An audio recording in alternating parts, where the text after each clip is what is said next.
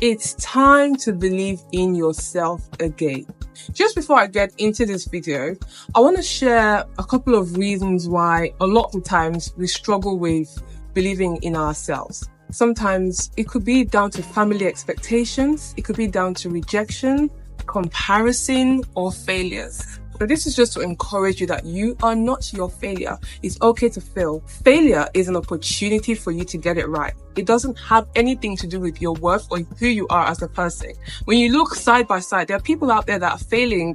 Some people just don't talk about it. But some people are able to fail forward, fail fast, and just do things better quickly. So it's okay to fail. And even comparison, I always talk about this a lot on my channel or just in my videos in general, that you cannot compare your journey to anyone else. So this is the reason why a lot of people struggle with self-belief, because they're comparing themselves where they are to someone else who have gone further along them.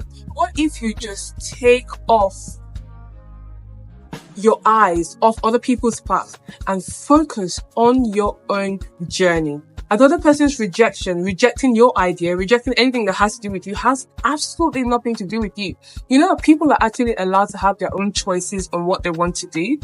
I genuinely believe that when it comes to just not believing in yourself, it's strongly because you have taken away the energy from inside and put it onto outside. When you don't believe in yourself, you're waiting for other people to validate you, but it's not other people's responsibility to validate you. It's your responsibility to validate you. It's your responsibility to speak life to yourself, to speak hope, to speak the things that you want to see in yourself. It's no one else's job to validate you.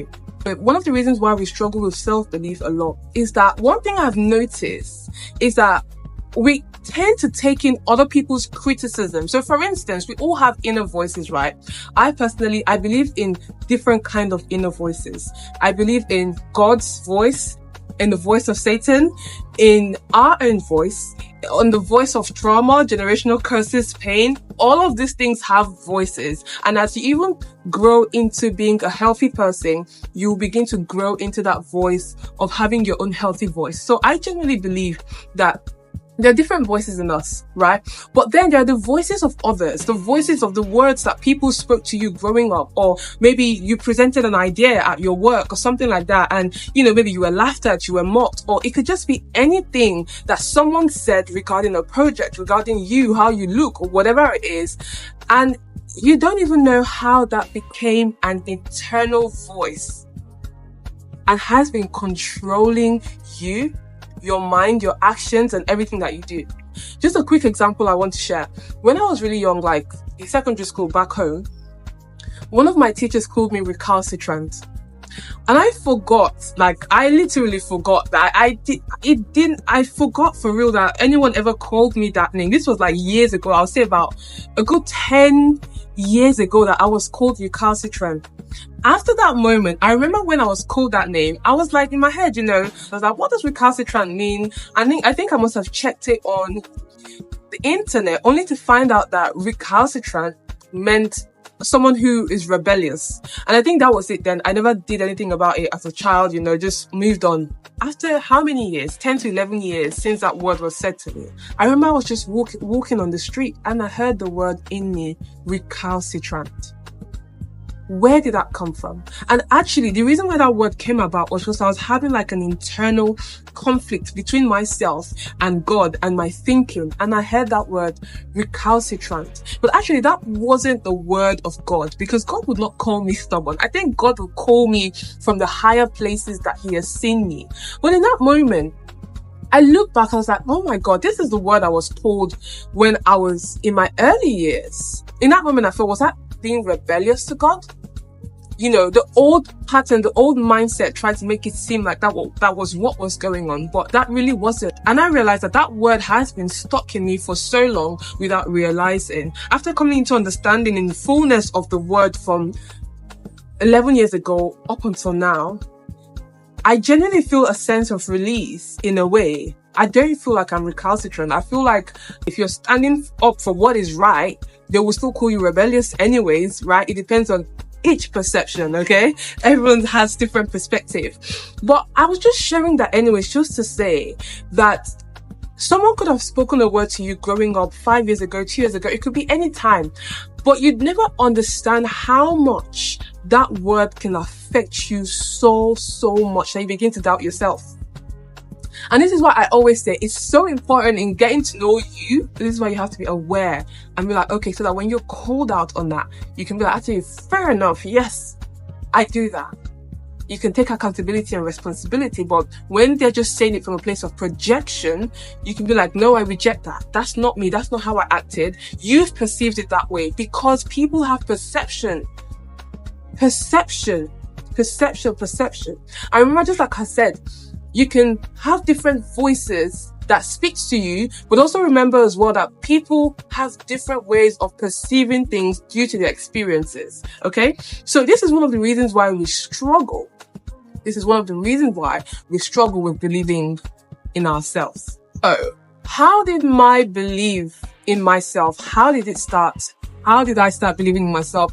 I never really used to believe I feel like I was half and half when it came to believing in myself. I knew that I was capable of certain things, but I was really just half and half. I feel like I was believing, but I didn't necessarily have a strong foundation. I didn't understand why I was even believing. So this is why it's so important to know your why, know why you're doing things, okay? Because when I was trying to believe in myself, or knew I had a set of belief about myself that I could be this, I could be that, but I didn't really have a rooted belief until I met God, until I started having a relationship with God. Now, there might be someone out there who is atheist, agnostic, or you just don't believe in God or whatever it is. Then you can honestly start with positive affirmations. Because at the end of the day, whatever you say to yourself is what you become. First of all, thinking garbage, your mouth is gonna release garbage. When you're taking in good things, and when you're thinking good things, naturally your mouth will bring good things. The word of God says that out of the abundance of the heart, the mouth flows. So it's whatever you put into yourself that you can only bring out. So if you're taking in negative self-talk, this is self-concept. When you're taking in negative self-talk, you're listening to negative talks from other people when you should be planting good seeds in you. You're going to only have results of self-doubt, negativity, and all of this, okay? So if you're someone who doesn't know God, you need to have your positive affirmations, change the way you think, change the way that you speak, okay? But in the midst of that, you have to have positive awareness. You need to actually believe that this really is me.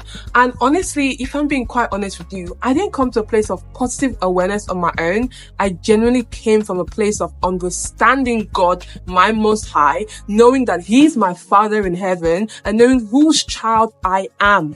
That was how I got positive awareness and was able to lock that with affirmation. So it's like my brain believes it. Now, the reason why my brain believes the affirmation that I speak is because my brain has already seen evidences of anything that has to do with God.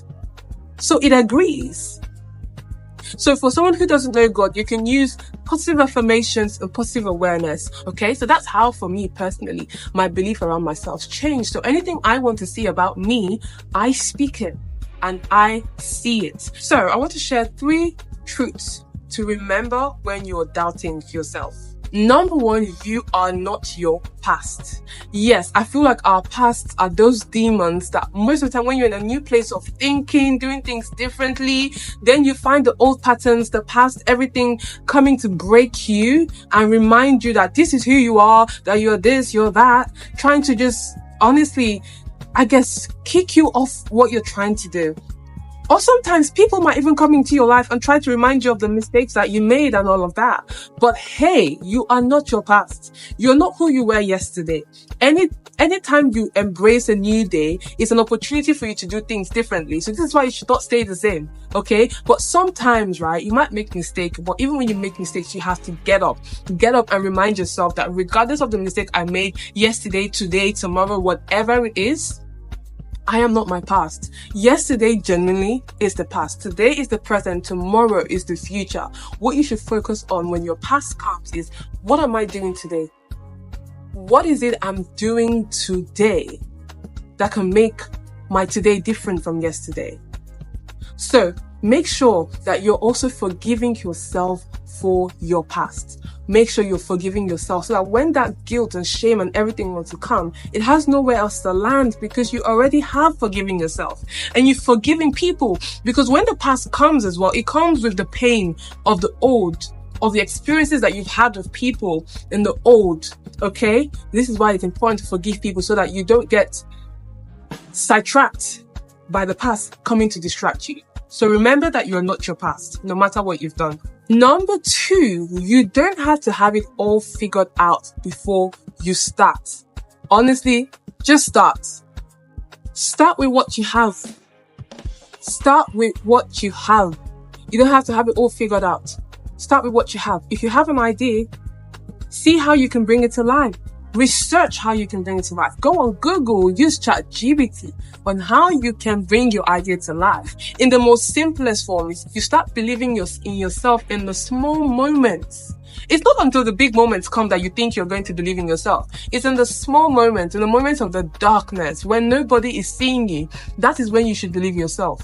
Not when you're putting out the content, not when you're feeling great. That moment when you are not feeling great, that is when you should be believing in yourself. That moment where you're like, oh, I'm too small, everyone's better than me. That's when you should be like, no, I'm just on my own journey. This is where I'm at. I'm growing, I'm learning, and I will be better. I may not have the equipment that I need right now, but knowing the vision that I have, as time goes on, the resources will come and I will take full advantage of it. The third reminder is that it's a daily choice to believe in yourself. Just like the way you train your body, you've got to train your mind until it has its own muscles. Because remember, like when you're training your mind, right, when you start doing it intentionally, there has to do with a lot of unlearning and relearning. This is a video for another day, but this is the process of believing in yourself. You have to train your mind. You have to keep on working that muscles. Just like when you're working your biceps, right? And you have to carry on doing it until you get this kind of, I guess, biceps. Then you should always say to yourself, I believe in me. I can do this. Keep going, Ngozi. Keep going. I can do this. You keep saying that. You're saying that to yourself. You're rewiring your brain. I do have a short letter that I wanted to share to someone out there who may be struggling with believing in themselves. You have survived things that you thought would break you. That already shows that you are stronger than your doubts. You do not need permission to believe in yourself. You just need to remember you were never meant to shrink to fit someone else's idea of you. Do you know some people can be, I don't know if you've just ever been around people that are just so poised, so respectful, they've got the emotional intelligence, they've got everything. And imagine their environment being that space. A space of parents with emotional intelligence and wealth and this, and everyone who surrounds them is that way. And then they're speaking to the child every day, you're going to be a president of the United States every day. And then they put the child in the school with other politician children. Do you think that child is not going to want to one day grow up to become a president? That child has been programmed that way. That child has been programmed that way. And sometimes, this is a lot. I don't even want to really go into details in terms of programming and how I feel like we can program our children in the right way. That's not a video for today. That's not even a conversation for today. But it's all about reprogramming your mind, okay? Reprogramming your mind with the right things, basically. So I just wanted to just leave this question with you. What is one thing that you know that you're capable of, but you've held yourself back from doing? Thank you so much for tuning in to today's video. It's your host, Ngozi, and I will see you in my next video. Peace.